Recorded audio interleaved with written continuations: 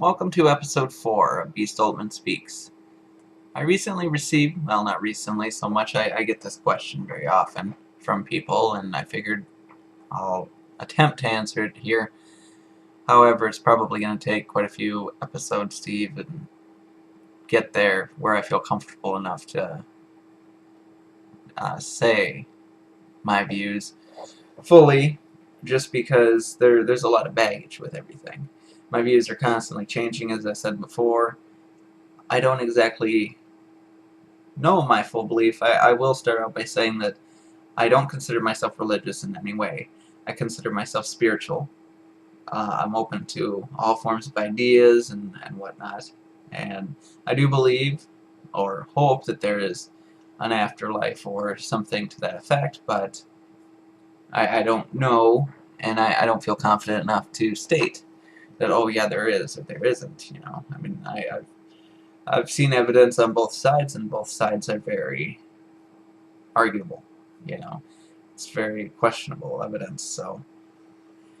Um, but to start out, I thought that I would actually read an excerpt from Thomas Paine's book, The Age of Reason, which I think puts into place my views as well of the religious texts to an extent. I do see value in all the religious texts, and I think that there is an overall story occurring, and that there probably is a meaning that we're not getting, but I don't I don't know that the gods that are in these books are necessarily what people think they are. And I'll get into that later, probably in a different episode, but some of the texts that I do tend to regard and think are important, one of being That Old Time Religion, the story of the religious foundations. It's by Jordan Maxwell, Paul Tice, and Alan Snow, I believe it is. Yeah, Alan Snow. Wonderful book.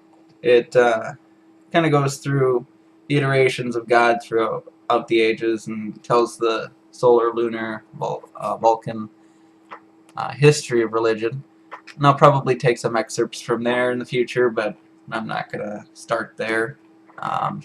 It's a little bit of a loaded thing there.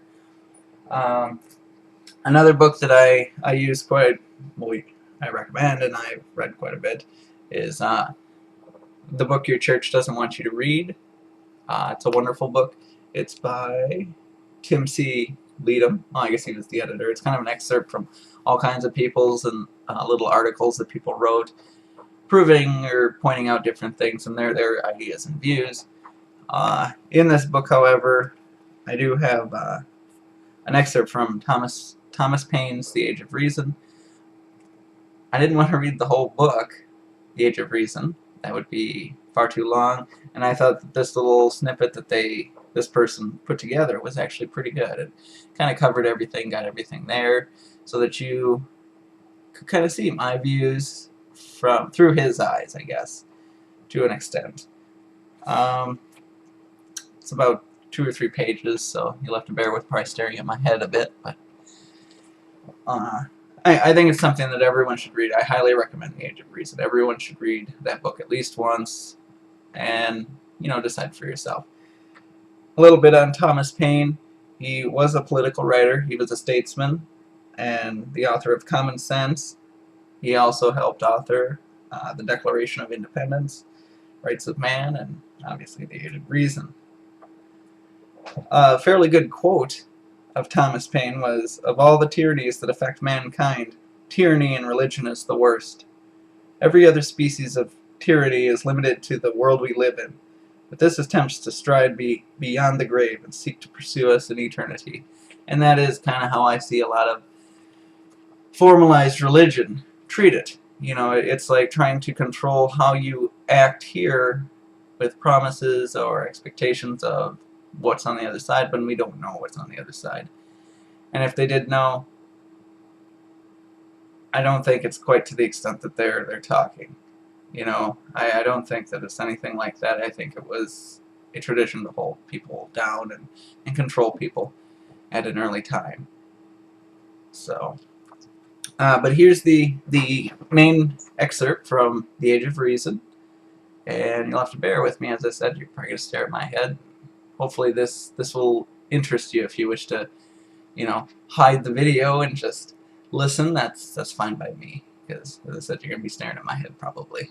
But here we go. The Age of Reason by Thomas Paine. It has been my intention for several years past to publish my thoughts upon religion.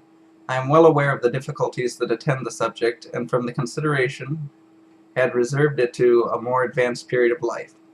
I intended it to be the last offering I should make to my fellow citizens of all nations, and that at a time when the purity of the motive that induced me to it could not admit of question, even by those who might disapprove of the work.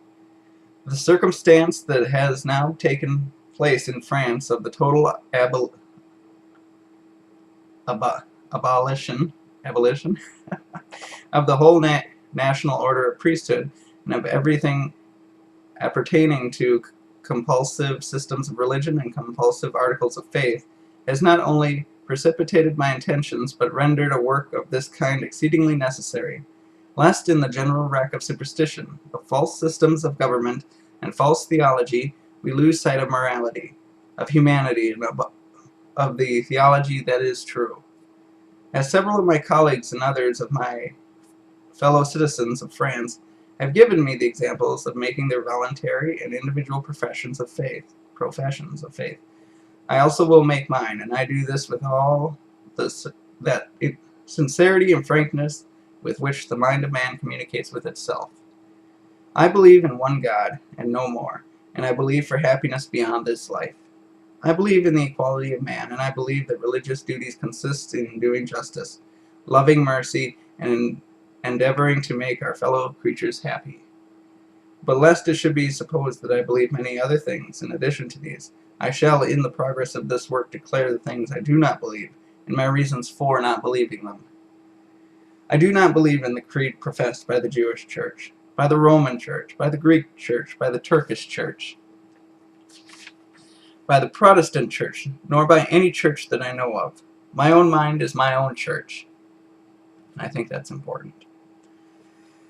All national institutes of churches, whether Jewish, Christian, Turkish, appear to me no other than human inventions set upon to terrify and enslave mankind and monopolize power and profit. I do not mean to condemn those who believe otherwise. They have the same rights to their beliefs as I have to mine. But it is necessary to the happiness of man that he be mentally faithful to himself. Infidelity does not consist in believing or in disbelieving. It consists in professing to believing what he does not believe. It is impossible to calculate the moral mischief, if I may so express it, that mental lying has produced in society. When a man has so far corrupted and prostituted the chastity of his mind as to subscribe his professional belief to things he does not believe, he has prepared himself for the commission of every other crime. He takes up the trade of a priest for the sake of gain, and in order to qualify himself for that trade he begins with a perjury. Can we conceive anything more destructive to morality than this? Soon after I had published the pamphlet Common Sense in America, I saw the exceedingly probability that a revolution in the system of government would be followed by a revolution in the system of religion, the adulterous connections of the church and state wherever it had been taken. Whether Jewish, Christian, or Turkish, has so effectually prohibited by pain and penalties every discussion upon established creeds and upon first principles of religion, that until the system of government should be changed, those subjects could not be brought fairly and openly before the world, but that this should be done. A revolution in the system of religion would follow. Human inventions and priestcraft would be detested, and man would return to the pure, unmixed, and unadulterated belief of one God and no more. Every national church or religion has established itself by pretending some special mission from God, communicating to certain individuals. The Jews have their Moseses, the Christians have Jesus Christ, their apostles and saints, and the Turks their Muhammad, as if the way to God was not open to every man alike. Each of these churches show certain books which they will call revelation, or the Word of God. The Jews say that their Word of God was given to them by Moses, face to face.